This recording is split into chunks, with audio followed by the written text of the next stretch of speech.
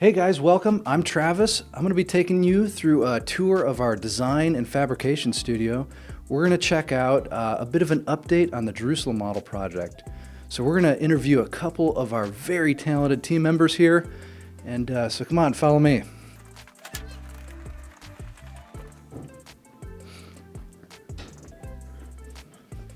All right, so over here we have Greg.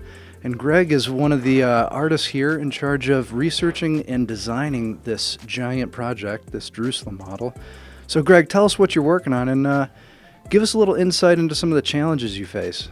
Okay, well, first of all, this is a really neat project that we get to do. I mean, I never thought that I would be able to jump into history in this level of Jerusalem, and it just kind of is right up my alley for history, my love for history and art.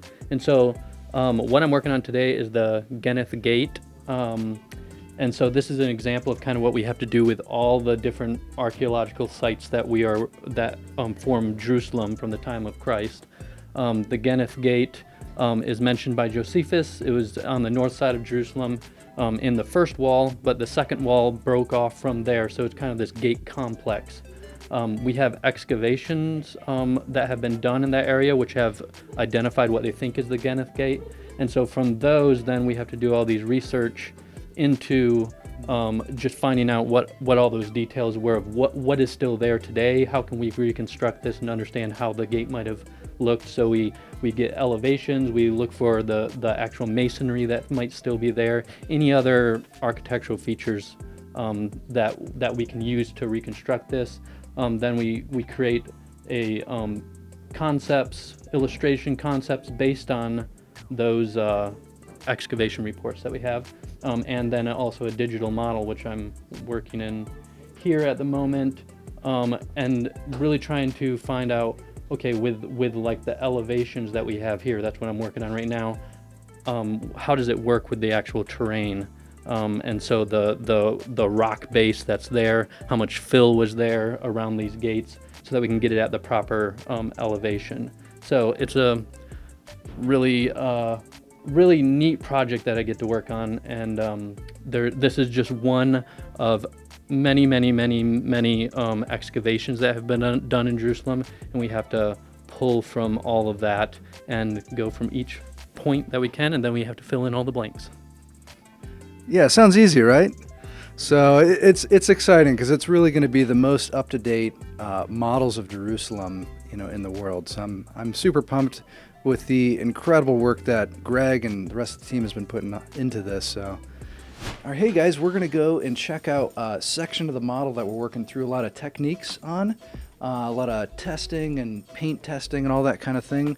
And along the way, I've got a couple cool things to show you. These are some of the drawings that Greg and team are working through. A lot of house layouts, a lot of palatial buildings. We've got like tons of different types of stone textures that we've got to put on these so that it's really in line with the story we're trying to tell within the history of this model. And then this is actually a little snapshot on some of the interior of the model room, as well as some of the retail in the lobby space. So pretty exciting things. And if you guys want to see more of this kind of stuff, please like, subscribe, and all that. Thank you so much. All right, so we're going to go into the model room here, and you're going to see some really neat things. So we're going to talk to Doug. He is our supervising art director, and he and team are working on lots of cool, incredible things here. So Doug, why don't you tell us about what you're working on and some of the challenges that you face in this. I'm going to swing around here. The challenges. So right now what we have is the idea of making a giant model and a few number of artists. And so we have these very talented artists who've come to work for us that were just illustrators. And so they are learning how to make models, doing a really good job. Beautiful practice model here. And then the girls have built this model. This is their first actual big practice run, and doing a beautiful job of that, making their own molds, carving their own rocks, and making their own trees. And that's what we're working on right now, trying to figure out how to get consistent look. So we have this realistic tree looks good with this realistic tree. So it's not like Donald Duck in an anime. Like they might both be good, but they don't belong together. And so that's what we're doing right now, is just trying to figure out what's a relatively fast way to make really realistic trees that look like they belong in the same world. And just to give you guys a little sense and perspective, this is approximately a 2 foot by 2 foot square here. Imagine 450 of these. Yeah. So it's a pretty big project here. But they won't be square, which would fit neatly up against each other. They're going to be weird shapes that all have to fit together. And Travis has been working out how in the world we're going to be able to take those apart and put them back together to make them serviceable. Every little task can exponentially increase into so much time. Yeah. You know, this morning we were talking about how do we attach the people, whether we peg them and drill little holes for their feet, and we calculated out to put all the people in here. That's about a month of drilling. One person. That's if so, you do it right every time. Yeah. You don't change your mind and then have to fill the hole or knock a person off and have to start over. Yeah. So there's going to be some sort of a 15% contingency. Is that built into that? We'll talk about that. We'll talk about that later. So the girls taught themselves how to make molds. We explained, this is silicone. Here's how you mix it. And then they made their own molds. They sculpted the original and then molded and cast this out of resin. And then some of this is actually carved directly out of the foam that they built these buildings out of, which comes in big sheets, and then they cut it up into little thin strips and then made these boxes and made the little doors, I think mostly out of wood. And then all these little columns. This is one of their first molds that they ever made, little tiny mold, and they cast those columns out of resin.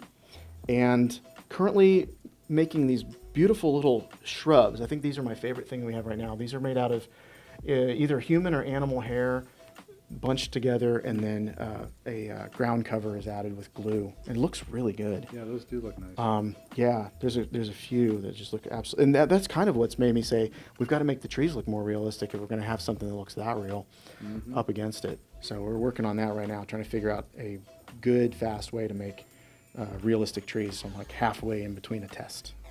One of the challenges that we try and implement with the models that we make for the Ark or the Creation Museum is when you take a photo, you shouldn't be able to tell how big it is. And they're doing such an amazing job, even in some of their first go with some of this. The main thing is, which I try to remind myself of, is that when somebody comes to visit, they're only going to take photos home. And so it's important that it looks good in person, but it's also important that it looks really awesome in photos as well. So that's kind of the thing that's in the back of our mind. And also we have to keep in mind, how do we make these things fast? How do we make it so that they're durable enough to handle the situation of being cleaned and dusted every once in a while? We don't even know what that looks like yet. We're just planning for it, but we don't know how often it will be. It's going to be complex no matter what we do. But my thing is, I've always got to not only think of, does it look good now? How will it look in 5 years? How will it look in 10 years? And how do we keep it looking as good as we can in the meantime?